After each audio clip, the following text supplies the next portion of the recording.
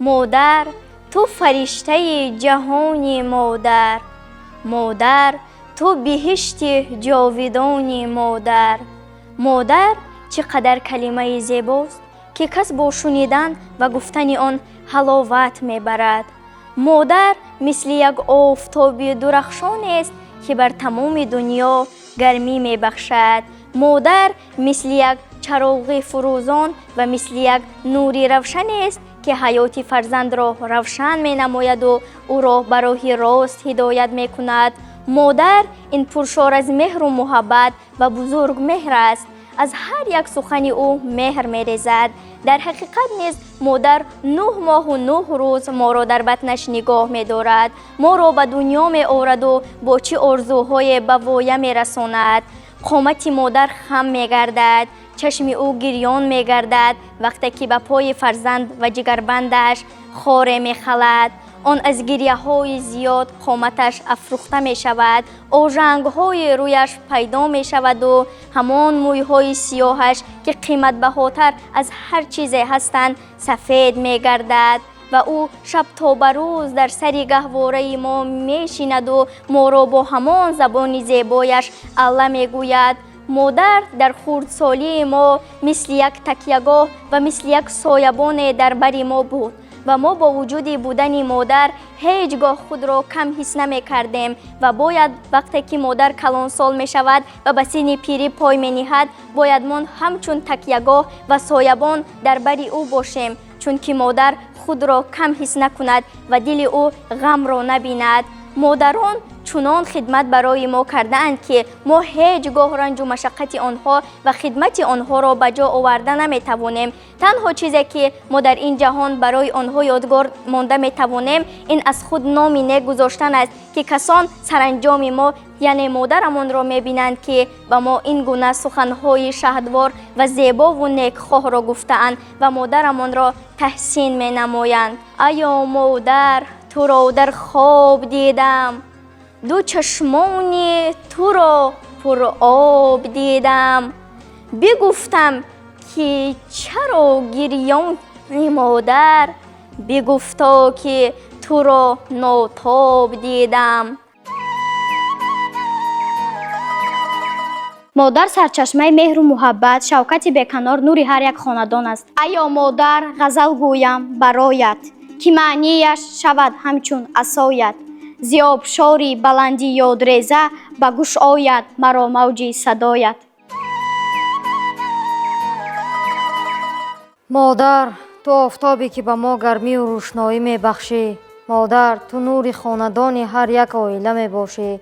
نسیم نفسی تو نسیم است برای ما کودکان که روح ما را آرامش می بخشد. مادر بوی مقدسی تو دنیا را عطرگین می کند. مادر از تو ما به دنیا می آییم و دنیا از بوی معطرت عطرگین می گردد.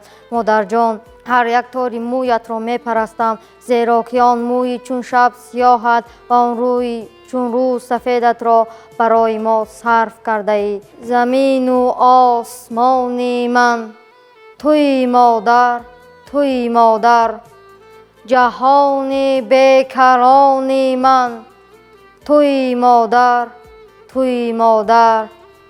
در این دنیا که بیرحمی و بیمهری است بنیادش، یگانه مهربانی من توی مادر، توی مادر. یکی را در جهان دلبر عزیز است، یکی را مال و سیم و زر عزیز است. عزیزان از همه موجود عالم مرا مادر عزیز است.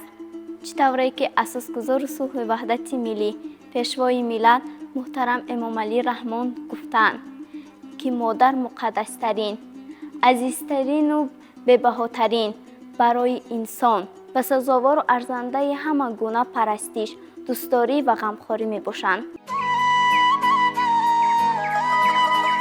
مادرم می گفت دائم وقت خواب کن البته با پهلوی راست، بر همه کار که نیت نکنی سر بکن با قوه بازوی راست. نان را دائم به دستی راست گیر، پشت اول آستینی این راست را. گر ببینند اهل دستی راست ده، دست چپ نه خیر دارد نه بقا. بعد فهمیدم مرادی مادرم، زی نصیحتاش دیگر بوده است. با چنین پند و نصیحت ها به من، راستی را تربیت بنموده است. ایا مادر همیشه زنده باشی، همیشه بر لبی پرخنده باشی. اگر بینی که عمرت کم بماند، بگیر از عمر من تا زنده باشی. مادری جان آه میگویی آه، بر سری راه میکشی طور نگاه. می بیایند از سفر فرزندها، می براید باز از بام تو ماه. میرم از موی سفیدت مادرم، از نگاهی پر امیدت مادرم. صبح از چشمان بیدارت دمد، بخت از دستان پرکارت دمد. تا زمین و تا زمان باشد امان، من نمیمانم که آزارت رسد. میرم از موی سفیدت مادرم، از نگاه پر امیدت مادرم. آسمان را تا بود دامان تو، کم نتابد اختر تابان تو. هر قدر بالا روم در زندگی، باز دستان من و دامان تو. میرم از موی سفیدت مادرم، از نگاه پر امیدت مادرم. پسر را قدر مادر دان که دایم کشد رنج پسر بیچاره مادر. بیرا بش از پدر خواهش که خواهد، تو را بش از پدر بیچاره مادر. جان مادرم جان مادرم، من به تو ایمان آورم. ای کاش باشی هر کجا، عمر سلامت بر سرم. خواهم که در آغوش تو باری دیگر کودک شوم، باری دیگر با طبع هوش بر خواب طفلیم روم. از نو به لفظی کودکی در پیش تو خوانم سرود، چیلم بچینم بهر تو در توقیع نقشین خود. با ساله بابای خویش بازی کنم، خواهم چو کودک با همه بازی کنم راضی کنم. اما منم اکنون کلان در دوش باری جستجو، رفتم زی پیشن من دور با راههای آرزو. جان مادرم هر قد یابم من کلان، در چشم تو چون کودکم من بی سوال و بی وبال. مادری پیرم کجایی، به تو دلگیرم کجایی. دوره طفلی بیغم، کاسه شیرم کجایی. دوریت در دیگران است، از غمت میرم کجایی. هم کمانی هفت رنگم، همچنین تیرم کجایی. زندگی دستم نبگرفت، دستی تو گیرم کجایی. مرا سحر که خیزان، مادرم که سوی آبی جوی خواند. مادرم که کرته ام بی پوشاند، مادرم که چای گرم نوشاند. مادرم گویند مرا چوزاد مادر، پیستان به دهان گرفته آموخت. شبها بر گهوار بیدار نشست و خفته آموخت. دستم بگرفت و با پا برد تا شهر را خفته آموخت. پس هستی من زی هستی او، پس هستم و هست دارم دوست. مادر عزیزترین و مهربانترین شخص برای هر یک انسان است. او ما را به دنیا می آورد، با مهر و محبت به وایه می رساند. مهر مادر به اندازه و صمیمی است.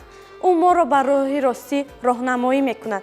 مادر شبهای دراز بیدار می ماند تا ما آرام خواب کنیم. غم می خورد то ки мо хушбахт бошем. модар барои ҳар як фарзанд намунаи ростӣ, покӣ ва судмандӣ аст. ҳар як муваффақиятҳои мо натиҷаи заҳматҳои ӯст. вақте ки мо бемор мешавем, аввалин шахсе ки болои сари мо менишинад модар аст. дуои неки модар моро дар зиндагӣ ҳифз мекунад ва ба роҳи ростӣ роҳнамоӣ мекунад. мо бояд қадри модарро донем, гапҳои ӯро гӯш кунем ва кӯшиш намоем ки фарзанди арзанда бошем, чунки биҳишт зери қадами модарон аст.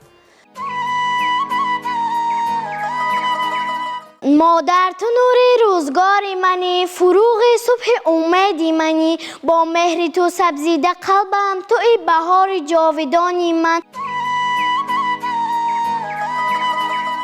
تو شعری بهترینی من، تو عطر یاسمینی من، خدای در زمینی من، ایا مادر فدایت من، ایا مادر فدایت من.